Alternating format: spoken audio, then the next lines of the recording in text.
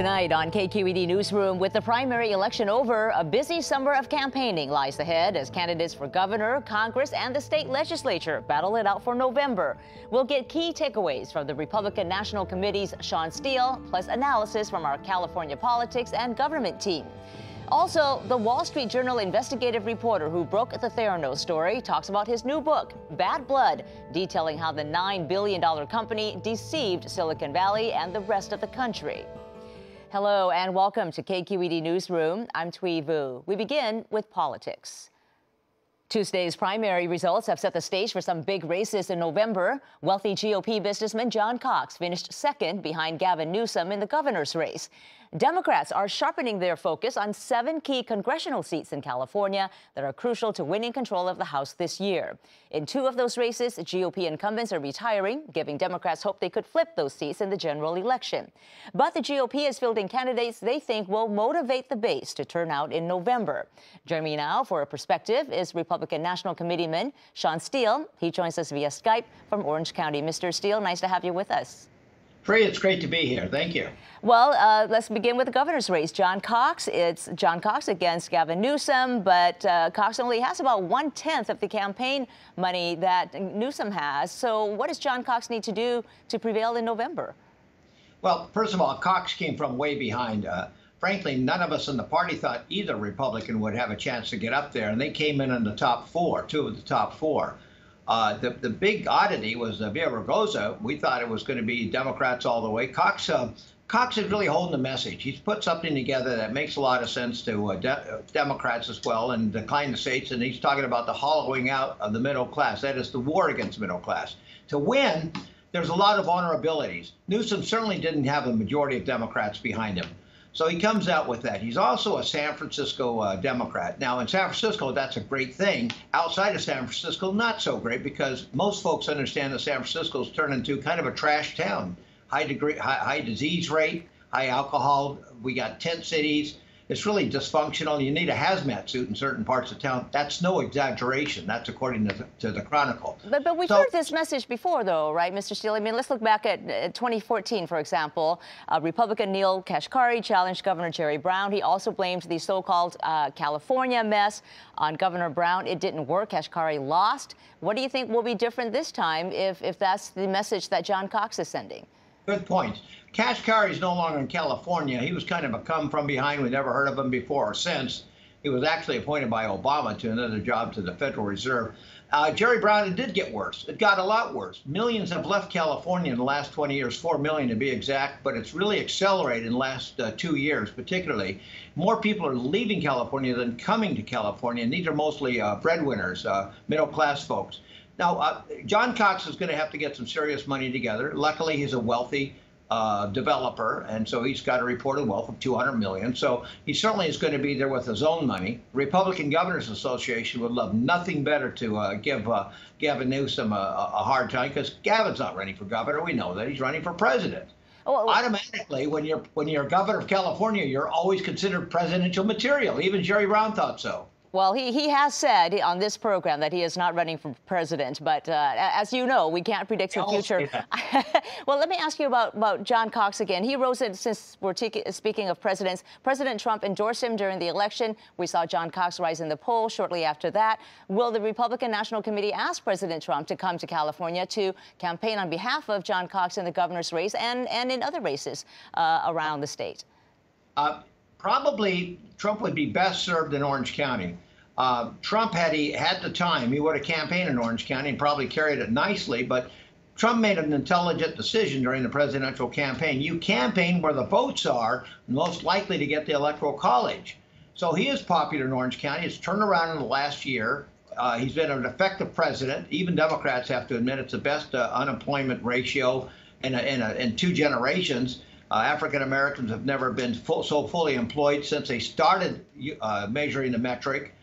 Foreign policy. Will you ask President Trump, though, to come to California to campaign on behalf of John Cox and other Republican candidates? I'm going to let John Cox figure that out. My guess is Trump's numbers are negative in the L.A. County and San Francisco, and that's about half the votes right there, maybe 60% of the votes. I would have Trump come to Orange County, where he's popular, and we got 4 congressional races that are up for grabs.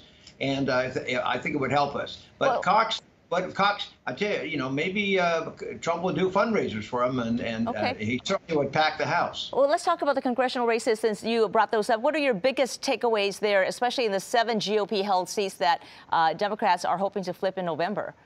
Well, first of all, every single Republican seat except for one that are under challenge, 7 of them, a majority of voters voted for the Republicans who are running against the Democrats. That's a real tell for the fall. Secondly, in Orange County, there's 4 congressional seats that's been targeted. 3 of the 4 Republicans are women.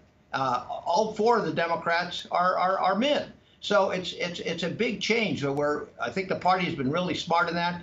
In a district that's 35% Asian American voting, I don't mean just population, but voting, that's in the Fullerton district. Ed Royce used to have. Young Kim is the candidate for the Republicans, and she did extremely well on election day. The Republicans have all endorsed her. We're going to keep that seat, and that's probably one of the toughest seats to keep in California. You have an extraordinary candidate that's bilingual. Then in the same district, we actually kicked out a white Democrat, elected Ling Cheng, and she is now the new senator for the exact same area. So now we have a Chinese-speaking senator, a Korean-speaking senator, and then not to leave that alone, we have Alexandria Coronado also running for assembly in the same area.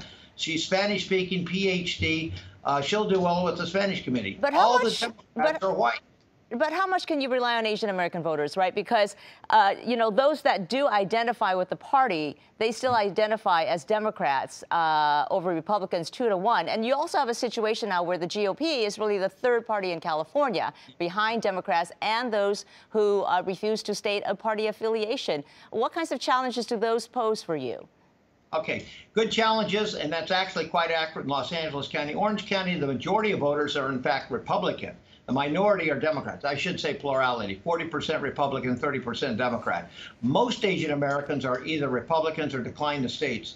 A smaller number 3, is Democrats in Orange County. Remember, in Orange County, Asian American is going to have a different set of values. So it actually is very good news that our party, you saw it in the LA Times today, is literally becoming an Asian Republican party. That's the big growth.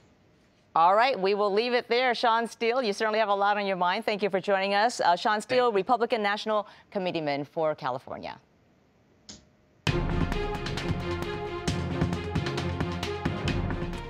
And for further analysis of the political landscape, I'm joined now in studio by our own KQED California politics and government team, Senior Editor Scott Shafer, reporter Marisa Lagos, and reporter and producer Guy Marzorati. Nice to have all of you back. Thanks for having us. Busy week. Well, Marisa, lots of national attention being paid to the governor's race, of course. California is a blue state. Gavin Newsom definitely in a prime spot, now a strong position. Are there some potential vulnerable challenges ahead?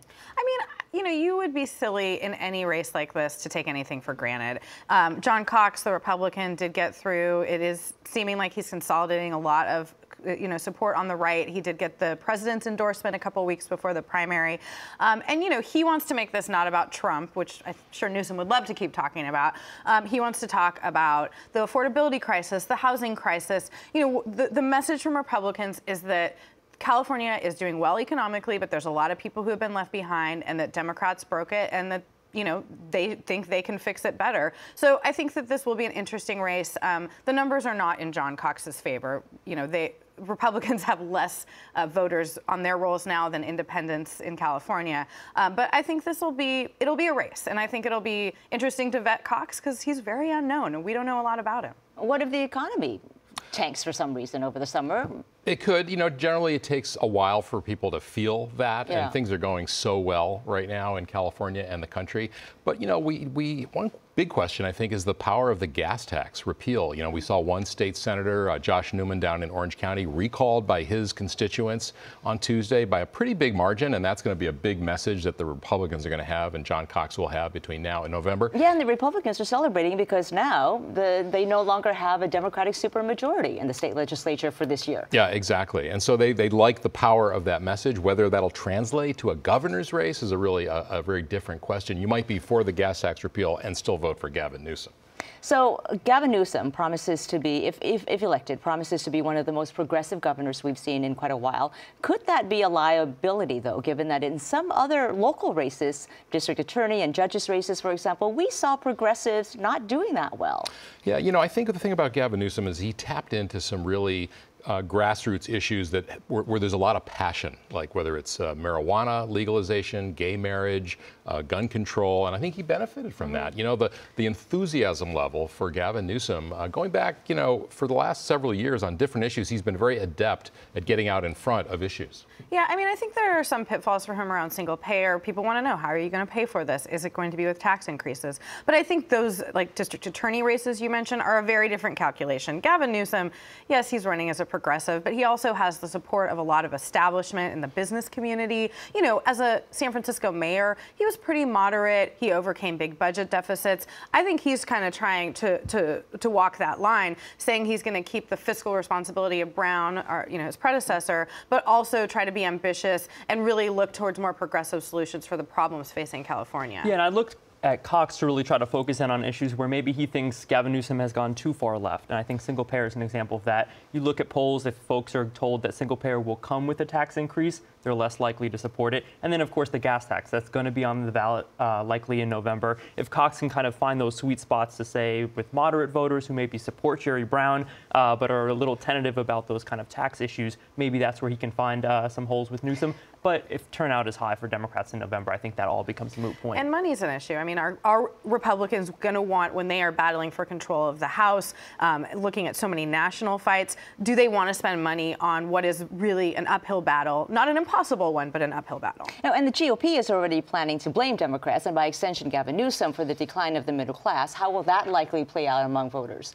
Well, I think, you know, you look at a governor like Jerry Brown, who has, you know, a pretty wide popularity still in the state, and he's done that by kind of hewing that middle path, getting, you know, some Republicans on board in major deals that he struck in the legislature. So I think maybe the task for Gavin Newsom in the months ahead is to maybe say, I'm going to offer a little bit of a continuation of what Jerry Brown has done at the state capitol, which is really fiscal stability and then some, you know, moderate gains along the way on some of these progressive issues. Yeah, and I think, you know, candidates typically kind of move to the middle after the primary, and I think it's going to be easier for Newsom to do that than it is for John Cox. I mean, John Cox really hitched his wagon to Donald Trump in a big, big way, and he had to do that to get into the top two. And there's no indication that he wants to back away from that. Yeah, and his history on social issues, abortion, other sort of, you know, things that maybe are important to the Republican base, but will not play as well, even not just with Democrats, but some independent voters, I think are going to be hard for him to overcome. And what you said earlier, Scott, though, I want to expand on that, because you said, you know, typically after a race, Democrat candidates move more to the middle. Do you think that's true for the congressional races, too? I mean, Democrats kind of dodged a bullet. They will have, you know, in most congressional races, a Democrat in the top two. But what do they need to do between now and November to win those races? In a word, turnout. I mean, in 9 of those 10 congressional districts that were targeted by the Democrats, if you counted up all the votes for Republican candidates and all the votes for Democratic candidates, only 1 of those 10 districts was there a majority of votes for the Democrat, and that was in the ISA seat. But the turnout is going to be much bigger, and it has to be. You know, it has to be, because it's going to be younger, it'll be less white, it'll be more Democratic, more liberal, and so I think that's really the key thing, and that's what typically happens in general elections. And I think, too, I mean, look, it's been sort of a free-for-all. We had so many, you know, candidates in these races running, in some cases on both sides, right? Multiple Republicans, multiple Democrats. If Democrats can coalesce behind these candidates, get the vote out, I think Newsom sees this as an opportunity to have a Republican opponent that he can focus on some of those down ticket races. You know, they have a fighting chance. It's nothing is guaranteed for either party, but I do think that the electorate will likely look very different in November than it did in June, and that is going to help Democrats in these races. And they're going to be talking to the specific issues of those districts, which is, I think, really important. It's easy to kind of generalize these things, but if you're running against, you know, Steve Knight in the Palmdale area, it's going to be a different conversation than even in Orange County, which isn't that far away. Absolutely, and I think despite that, you're still going to see Republicans nationally try to tie these Democrats to Democratic leadership in the House, especially Democratic leader Nancy Pelosi. On the flip side, I think you'll see Democrats try to tie these candidates to President Trump. That's a lot easier with an incumbent like Dana Rohrabacher, who has votes on the board against the Affordable Care Act, than someone like former state than someone like Ling Chang, who, you know, is more of a fresh face and doesn't have ties to the National Party. Yeah, I think in some ways the Republicans in those districts where there were resignations, you know, in Issa and Royce, they're kind of in a stronger position because they're not tied to Trump. But in the end, midterm elections are really a referendum on the president, on the White House. And especially now, because one party controls all branches of government, I think it's really going to be a referendum. Like, how do you feel about the president? How do you feel about the direction of the country? So, you know, you've been talking a lot about voter turnout, but what about the message that Democrats have? Do they need to move toward the middle, going back to my earlier question? It's a good question, and I think that, like, as Marisa said, these are local, a lot of local issues, and people also, there isn't one national message, I don't think, that Democrats have. It really does depend on local issues. In the Central Valley, it's things like water and the environment and always jobs and education and immigration, of course. But I think that in the end, people vote on their guts, too. Do they like this person? Do they like the incumbent? Do they like the person running? You know, because you do it, it's more of a retail politics. Governor, you know, you're gonna get your sense from TV and radio. But for Congress, you're gonna meet these folks. And look at Jeff Denham. I mean, he has always been a supporter of the Dreamers of DACA deal, but in recent weeks he's moving to try to push a vote on that issue, something he wasn't ready to consider 6 months ago. I think that speaks to the potency of the Latino vote in his district and him kind of reading the tea leaves and wanting to say, look, yes, I voted with Trump maybe on the Affordable Care Act, but I'm not going to stick, you know, shoulder to shoulder with him on these immigration issues when my district doesn't reflect that type of, you know, feeling or message. I was going to say that's the key, is to have a candidate in a district that reflects the people who live there. I have to move on to this before we run out of time, because there was something else very interesting happening in this election as well. On the local front, there was this criminal justice theme weaving through a lot of the local races, right? And despite efforts by Black Lives Matter and criminal justice groups, and even with help from some billionaires like George Soros and Steve Jobs' widow, the progressive challengers, for example, for district attorney races largely lost. What happened? They did. We still have a runoff in Contra Costa, so there's one outstanding hope of those races that were targeted by George Soros, the ACLU. You know, I think that this was in some ways perhaps an overreach by these groups. These were national groups that came in. You know, they targeted Nancy O'Malley, for example, in Alameda. She's a Democrat. She had the support of Jerry Brown and other folks who have pushed criminal justice reforms. And so I think that there was some schisms within that sort of left progressive community who has pushed a lot of the things we've seen statewide. And I do think that in some ways this was just the first shot. So I think we'll expect to see this come back and more challenges and perhaps better, stronger candidates. Yeah, I think this is something you're going to see kind of slowly progress over time against district attorneys. But look,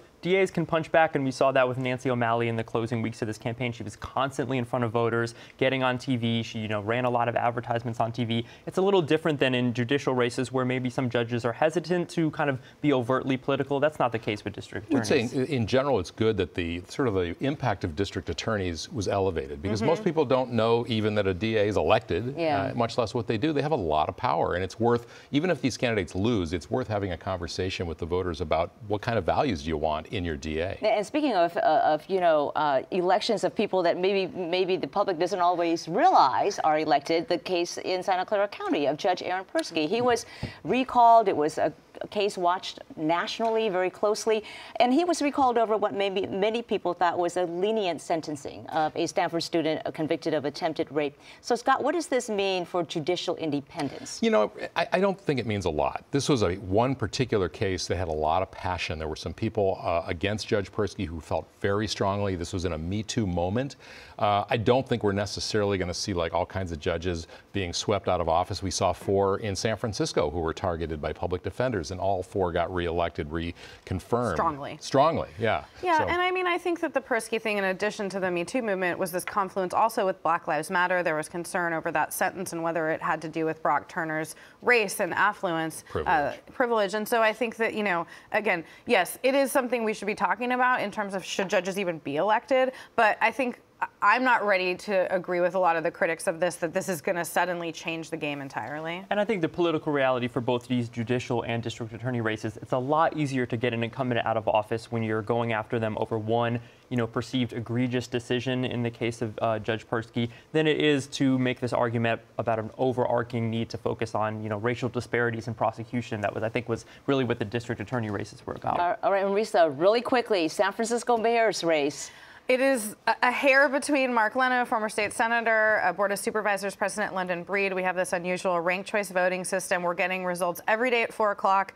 It could be days until we know the actual winner. All right. Boy, you guys have had a busy week, and it keeps getting busy. All right. Scott Shafer, Marisa Lagos, and Guy Marzorati, thank you all. Thank you. In 2015, Theranos founder Elizabeth Holmes told Silicon Valley she would transform blood testing by using a single drop of blood to get fast, low-cost test results for everything from cholesterol to cancer. But in March, the Securities and Exchange Commission called Theranos an elaborate years-long fraud. Holmes had persuaded investors to sink hundreds of millions of dollars into her company. Wall Street Journal investigative reporter John Carreyrou broke that story. He now has a new book out chronicling the company's collapse called Bad Blood, Secrets and Lies in a Silicon Valley Startup. And joining me now is John Carreyrou. John, nice to have you here. Thanks for having me. Well, let's start with what Theranos was selling. What was the game-changing technology that the company was pitching? So Elizabeth claimed to have invented technology that could run the full range of laboratory tests, which, if you speak to experts, can range from a few hundred tests to a few thousand, from just a drop of blood or two pricked from the finger, and to return results to doctors and patients very quickly and at a fraction of the cost of other laboratories. This would have been game-changing technology because no one had been able to run that many tests off a tiny sample of blood. And it was revolutionary because down the line, eventually Walgreens and Safeway signed on as well and became clients. Your book, though, lays out in great detail all the red flags along the way about Theranos, right? Deliberately misleading test results, constant technical problems that delayed an initial rollout of a technology that was supposed to be in the final stages, the failure by CEO Elizabeth Holmes to produce contracts that she said she had with pharmaceutical companies. Yet it still attracted this all-star cast of investors, including Tim Draper, Larry Ellison. The board consisted of people like Secretary of State George Shultz and General James Mattis. How were so many people and companies duped along the way?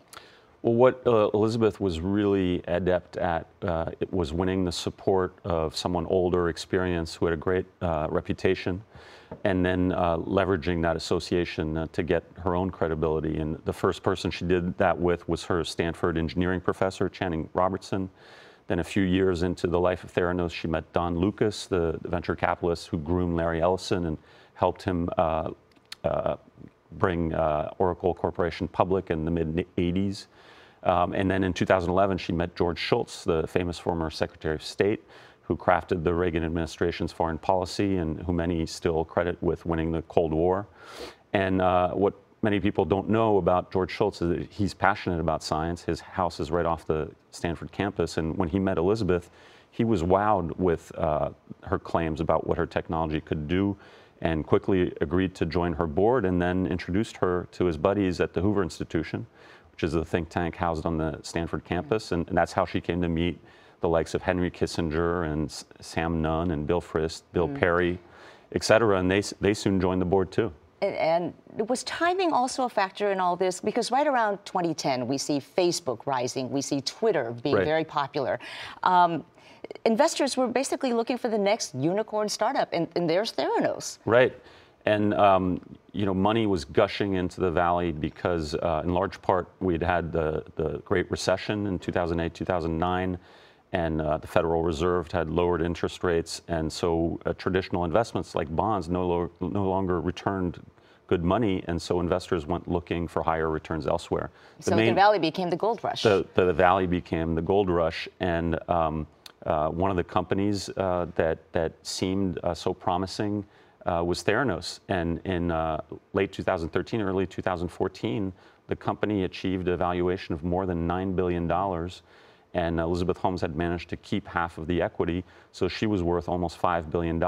And this fulfilled this yearning there was for the first female tech founder who became a billionaire. There had been other women in the Valley who had achieved, you know, fame and wealth. Sheryl Sandberg, who's the number 2 at Facebook, Marissa Mayer, but they hadn't created their own companies. Elizabeth Holmes was going to be the first tech founder who was a woman and who achieved great riches. So do you think she was intentionally trying to mislead investors, or was she consumed by her own ambitions and thought she could make this happen? I mean, it's a mixture of both. This is not a Madoff long con. You know, Madoff essentially decided in the late 80s that he was no longer really investing money and built a Ponzi scheme. Elizabeth Holmes, when she dropped out of Stanford, had a vision and really set about creating a company and hiring people to make that vision happen, but along the way encountered setbacks, as entrepreneurs do, and refused to admit the reality of those setbacks and continued to overpromise to investors. And it got to a point where the gap between her promises and what she said she had achieved technologically and what the reality of the technology was got so enormous that by the time they went live with the fingerstick blood tests in Walgreens stores in the fall of 2013, it had become a massive fraud. So is there a possibility that that there could be criminal charges stemming from this? Because the SEC, of course, charged her with massive fraud. She agreed to pay a $500,000 fine. Are there criminal investigations going on right now, though? Right. There's an investigation spearheaded by the U.S. Attorney's Office in San Francisco that's been going on since December of 2015. So we're now 2.5 years into it. And my sources tell me that that investigation is very active and very advanced, and it may well result in criminal indictments of Elizabeth Holmes and her ex-boyfriend, who was the number 2 of the company, Sunny Balwani. And we just have a little bit of time remaining, but you say in your book that this is the biggest corporate fraud since Enron. What do you think is the biggest lesson to learn from this? Well, Enron was a bigger company, certainly, and more money was involved. It was the 7th largest U.S. company at the time. Theranos is obviously just a startup, albeit a startup that attracted nearly $1 billion in investing, $1 billion that went poof. But the most egregious part of the Theranos scandal is the way the company was cavalier about putting patients in harm's way. And I, in the course of my reporting, came across more than a dozen cases of patients who had very questionable test results and who had health scares, and whether or not anyone was harmed is still an open question.